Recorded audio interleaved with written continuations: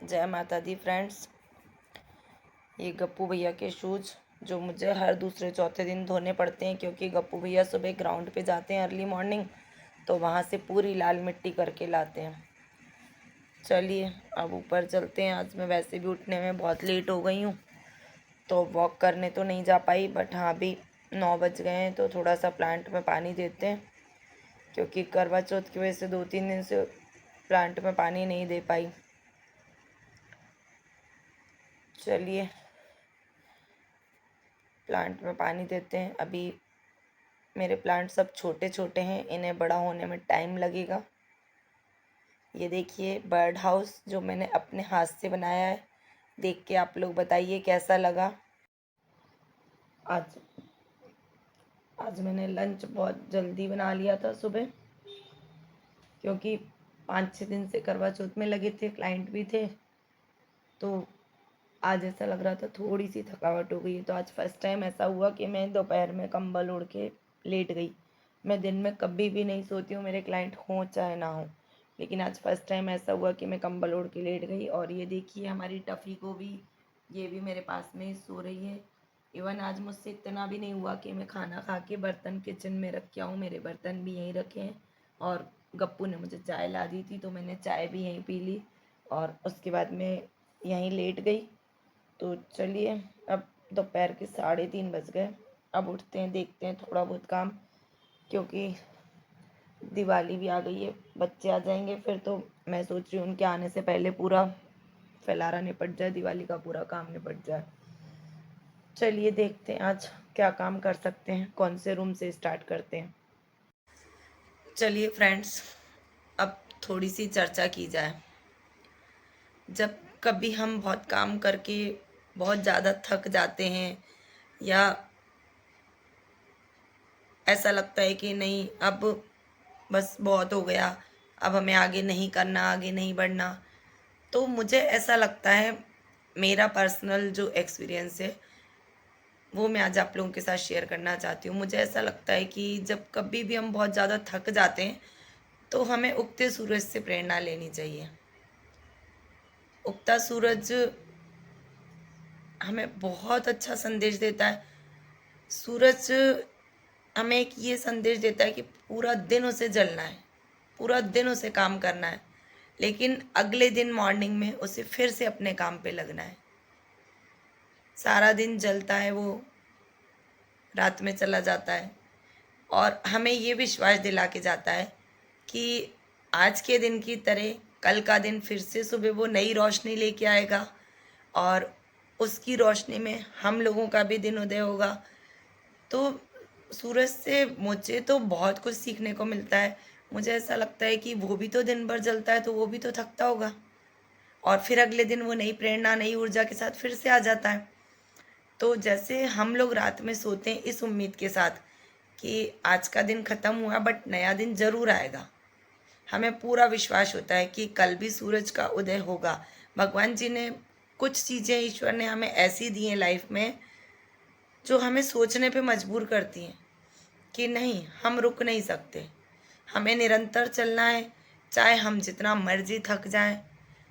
हमें हर समय अगले दिन के लिए अपने शरीर में नई ऊर्जा रखनी है, नए नए प्रयास करने हैं। और घर में भी मुझे तो ऐसा लगता है कि ज़रूरी नहीं है वर्किंग लोग ही, जो घर में हाउसवाइफ हैं उनके लिए भी बहुत बड़े बड़े चैलेंजेस आते हैं, घर में बहुत बड़े बड़े टास्क मिलते हैं उन्हें भी, क्योंकि हाउसवाइफ की लाइफ भी आसान नहीं होती। उन्हें भी बहुत काम करने पड़ते हैं घर में रह के, सबको संभालना, बच्चों को देखना, सबकी केयर करना, ये सारे काम हाउसवाइफ कितने अच्छे तरीके से निभाती है, और वो भी अपने आप को एनर्जेटिक रख के।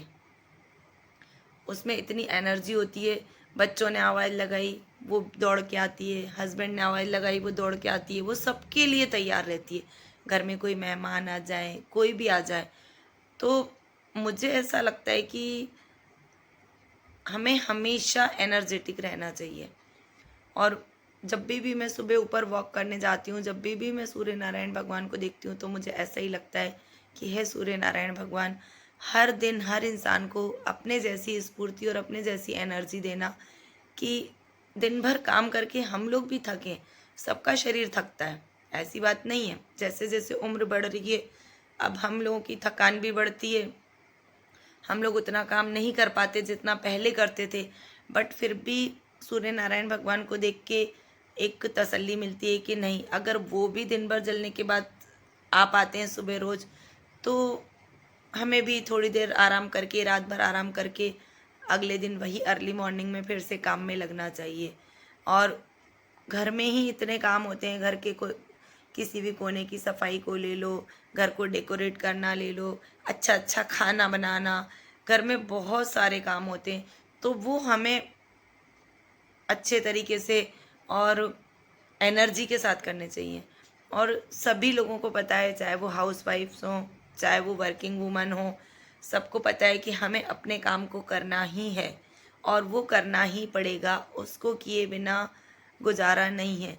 तो मुझे ऐसा लगता है कि हमें अपने सारे कामों को एंजॉय करके करना चाहिए। जिस दिन हम अपने काम को काम समझेंगे तो वो शायद हमें थोड़ा सा बोझ लगने लगेगा और उसमें शायद हम थोड़ा सा बोर होने लगेंगे। बट हम अपने काम को एंजॉय करके करेंगे, उसे मज़े लेके करेंगे, तो वही काम हमें बिल्कुल बोझ नहीं लगेगा और उसी काम में हमें मज़ा आने लगेगा। मुझे, मेरा पर्सनल एक्सपीरियंस यही कहता है कि कोई भी काम हम लाइफ में अगर कर रहे हैं तो हमें उसे एन्जॉयमेंट के साथ करना चाहिए। करना तो है, अगर उसे बोरिंग होके करेंगे तो भी करना है, लेकिन अगर एन्जॉय करके करेंगे, मज़े लेके करेंगे, तो वो काम और आसान हो जाता है। उस काम को करने का तरीका ही बदल जाता है, हमारी सोच बदल जाती है, हम बदल जाते हैं। तो मुझे ऐसा लगता है कि सूर्य भगवान से हमें बहुत कुछ सीखने को मिलता है। तो मैंने आज अपना पर्सनल एक्सपीरियंस आप लोगों के साथ शेयर किया। आज मैं थोड़ा सा थक गई थी तो सो गई दिन में, अभी उठ गई हूँ। तो चलिए, आप लोगों को अगर अच्छा लगा हो मेरा ये पर्सनल एक्सपीरियंस, और मुझे पता है आप लोगों की लाइफ में भी ऐसा होता है, सबके साथ ऐसा होता है, सब लोग थक जाते हैं लेकिन फिर से थोड़ी देर रेस्ट करके एनर्जेटिक होके फिर से तुरंत लग जाते हैं काम में। इसी को जीवन कहते हैं। ये जीवन चक्र बहुत आसान नहीं है, लेकिन इसे आसान हमें बनाना पड़ता है। इसके तरीकों को आसान करने के लिए हमें खुद को एनर्जेटिक रखना पड़ता है। तो चलिए, अगर मेरा ब्लॉग, मेरी बातें आपको अच्छी लगती हों तो लाइक और सब्सक्राइब ज़रूर करें, कमेंट करके बताएं, और अगर बोरिंग लगती हो तो भी मुझे बताएं ताकि मैं अपने टॉपिक चेंज करूं। चलिए, मिलती हूँ आपसे थोड़ी देर बाद। चलिए, आज मैं सो भी ली, मैंने नींद भी थोड़ी सी अपनी पूरी कर ली। अब मैं नीचे आ गई। तो परसों पूरा ऐसे ही छोड़ के चली गई थी। अब मैं हल्का सा जो मुझे ऊपर ऊपर कचरा दिख रहा है वो समेटती हूँ, और फिर इसके बाद कल करूँगी पूरी सफाई। कांच वाँच सब क्लीन करने हैं, तो कल होगी मेरी पूरी सफाई। अभी तो फेशियल बाउल वगैरह सब कुछ गंदे पड़े हैं, तो अभी मुझे फेशियल बाउल वगैरह सब क्लीन करने हैं। कुछ एक दो फेशियल बाउल तो मेरे बहुत ज़्यादा गंदे हो गए हैं, तो अब मुझे उन्हें चेंज भी करना है। तो एक आध दिन मार्केट जाती हूँ तो फेशियल बाउल भी नए लेके आती हूँ। ट्रॉलियाँ वगैरह सब धोने वाली हो रही है। कल मुझे पूरा सेक्शन क्लीन करना है। फेशियल की सारी मशीनों पे थोड़ी थोड़ी डस्ट हो रही है, तो कल ये सब क्लीन करती हूँ। गुल्लू तुम्हारे साथ ही बैठेगा ना, तुम करोड़पति देखोगे तो वो भी देखेगा। करोड़पति आ रहा है और हमारा घर मिनी थिएटर बन जाता है। दोनों पापा बेटा ऐसे खो जाते हैं करोड़पति में, फिर कुछ भी नहीं सुनते, क्या चल रहा है क्या नहीं चल रहा, कोई मतलब नहीं है। और सबसे बड़ी बात गप्पू पता है, करोड़पति के चक्कर में अनुपमा छूट गया आजकल। अनुपमा मुझे सुबह देखना पड़ता है 9 बजे। नन्ना तुम क्या कर रहे हो, क्या कर रहे हो तुम? करोड़पति देख रहे हो? करोड़पति